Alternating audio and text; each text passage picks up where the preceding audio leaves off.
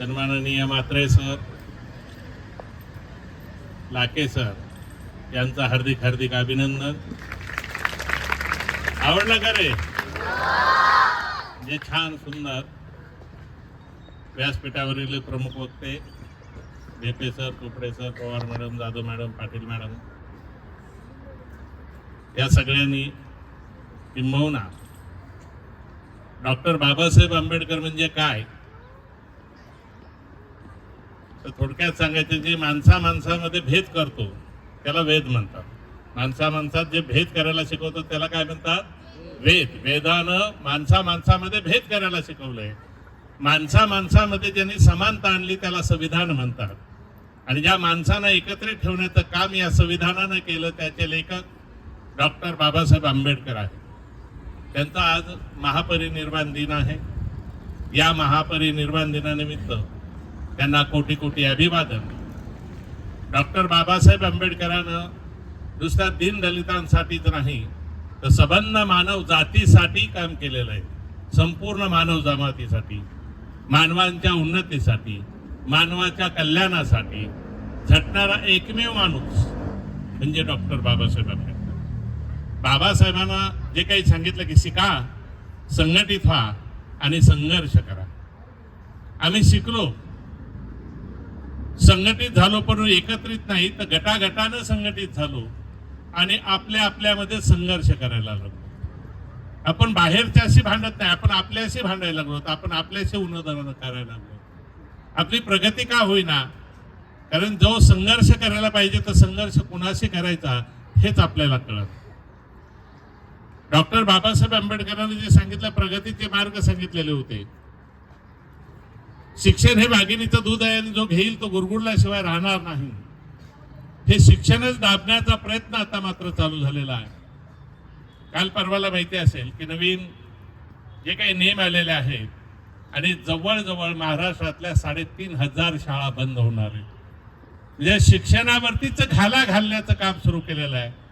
जे शिक्षक आहेत ते शाळा बाह्य केल्याचं काम करण्याचं काम सुरू झालेलं आहे. म्हणजे शिकूच द्यायचं नाही, कारण शिक्षण घेतल्यानंतर अधिकारी पैदा होणार आहेत, हे अधिकारी होऊ द्यायचे नाही. शिक्षण हे माणसाची मूलभूत गरज आहे. तुम्ही जर पाहिलेलं असेल की ज्यावेळेस बाबासाहेबांमुळे शिक्षण खुलं झालं आणि दीन दलितांची पोरं IAS IPS व्हायला लागली, मोठमोठ्या खुर्च्यावरती बसायला लागली. हे शिक्षण माणसाला माणूसपण जागृत करण्याचं काम करतं, माणसातलं माणूसपण दाखवतं. आणि हे माणूसपणच काही लोकांना देखवत नाही आणि म्हणून शिक्षणाची दारं बंद करण्यात आलं. बहुजन वर्गाला शिकू द्यायचं नाही, परंतु असं म्हणण्याऐवजी नवीन शैक्षणिक धोरणाच्या नावावरती वेगवेगळे उपक्रम राबवायचे आणि शिक्षक वर्गातच जाणार नाही याची पुरेपूर हमी घ्यायची. शिक्षकांना शिकूच नाही, बहुजनांच्या पोरांना शिकूच नाही. जिल्हा परिषदच्या शाळा बंद करायच्या, बहुजनांच्या शाळा बंद करायच्या, बहुजनांची पोरं शाळा बाह्य ठेवायची. हे सगळं षडयंत्र चाललेले. ज्या डॉक्टर बाबासाहेब आंबेडकरांना, ज्या महात्मा फुलेनं, ज्या राजश्री शाहू महाराजांना शाळेसाठी अथांग असं परिश्रम घेतलेला आहे, वेळ प्रसंगी आपल्या जीवाची बाजी लावलेली आहे, अशांच्या पोरांना मात्र शिकू द्यायचं नाही. हे सगळं षडयंत्र. ज्याला मिळत नाही तो आदर्शपणे घेतो. तुम्हाला पाटील मॅडमने सांगताना सांगितलं असेल की ज्यावेळेस डॉक्टर बाबासाहेब आंबेडकर शाळेमध्ये होते, तुमच्यासारखे शिकत होते, वर्गाच्या बाहेर होते, सगळी मुलं वर्गाच्या आतमध्ये होते. गणिताच्या शिक्षकाने एक गणित सांगितलं आणि कुणाला येते ते सोडवा म्हणून सांगितलं. एकही पोराचा हात वर नव्हता. बाहेर बसलेला एक मुलगा म्हणजे डॉक्टर बाबासाहेब आंबेडकरांचा हात वर होता. त्याने सांगितलं, ठीक आहे भीमराव, तुम्हाला येत आहे, सोडवा. आणि जसे भीमराव फळ्याकडे निघाले सोडवायला, तसे पोरं ओरडायला लागले. सांगितलं की सर त्या काळात गुरुजी म्हणायचे, गुरुजी आमच्या फळ्याच्या पाठीमागे आमचे जेवणाचे डबे आहेत, या भीमरावनं त्याला शिवलं तर आमचे डबे बाटतील, आम्ही कसं जेवणार. म्हणजे अशा हलाखीच्या परिस्थितीमध्ये डॉक्टर बाबासाहेब आंबेडकरांना वर्गाच्या बाहेर राहून शिक्षण घेतलं. आणि त्याच बाबासाहेबांच्या नावावरती मात्र आज जगातल्या 139 देशांमध्ये बाबासाहेबांची जयंती साजरी होते. एकमेव असा नेता आहे की जगामध्ये डॉक्टर बाबासाहेब आंबेडकरांचं नाव आहे. नुसते आपल्या पुरतं नाही, भारतामध्ये पुरतं नाही, महाराष्ट्रापुरतं नाही, जगामध्ये. आणि जगातला सगळ्यात विद्वान म्हणून डॉक्टर बाबासाहेब आंबेडकरांकडे पाहिलं जातं. आज आमची बहुजनांचे पोरं अशाच पद्धतीनं शिक्षण घेत आहेत. ज्याला जे मिळत नाही ते आदर्शपणाने घेतलं जातं. हे शिक्षण आदर्शपणे आम्ही घेत असताना मात्र शाळा बंद करण्याचा जो काही निर्णय होत आहे, शाळेवरती हल्ले होत आहेत, हे कुठंतरी थांबलं पाहिजे. मित्र हो, तुमचे दिवस आहेत, शिकलं पाहिजे. शिक्षणानं माणूस मोठा होतो. मी त्या दिवशी सांगितलं की शाळा जर निर्माण झाल्या तर अधिकारी पैदा होतील, मंदिरं निर्माण झाली तर काय होईल, भिकारी पैदा होतील. आणि मग शासनाला ठरवायचंय की या देशामध्ये भिकाऱ्यांची पैदास करायची की अधिकाऱ्यांची पैदास करायची. बहुजनातल्या वर्गातल्या लोकांनी ठरवायचं आहे आपल्या पोराला नेमकं काय करायचं.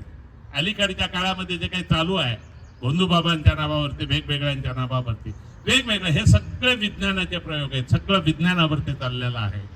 आपल्यालाच ते कळत आणि आपण अंधश्रद्धेच्या पाठीमागे लागतो. आज या महामानवाला अभिवादन करत असताना, वंदन करत असताना मित्र हो, आपण विज्ञानाची कास धरावी, मानवतेची कास धरावी.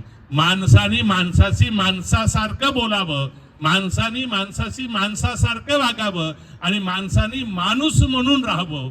ही शिकवण डॉक्टर बाबासाहेब आंबेडकरांना दिलेली आहे. माणसा माणसामध्ये भेद नाही, माणसा माणसामध्ये जातीभेद नाही. माणसांमध्ये फक्त दोनच जाती आहेत, एक स्त्री आणि पुरुष. दोघंही समान आहेत. स्त्री आहे म्हणून ती हलकी आहे, पुरुष आहे म्हणून मी मोठा आहे, असंही नाही. डॉक्टर बाबासाहेब आंबेडकरांना स्त्री पुरुष ही समानता सांगितलेली आहे. आणि या समानतेच्या मार्गावरती मानवाच्या उत्क्रांतीसाठी, मानवाच्या क्रांतीसाठी आपल्याला झटायचे. ज्या महामानवानं आपल्याला जी शिकवण दिलेलं आहे, त्याच शिकवणीची कास आपण धरूया, आपण शिकूया, संघटित होऊया, संघर्ष करूया आणि पुन्हा एकदा आपल्या मानव जातीचं कल्याण करूया. एवढंच या ठिकाणी बोलून थांबतोय. जय भीम, जय भारत.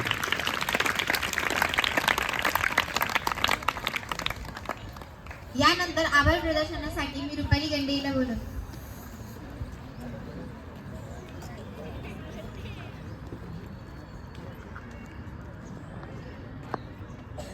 फुलांनी फुलांचे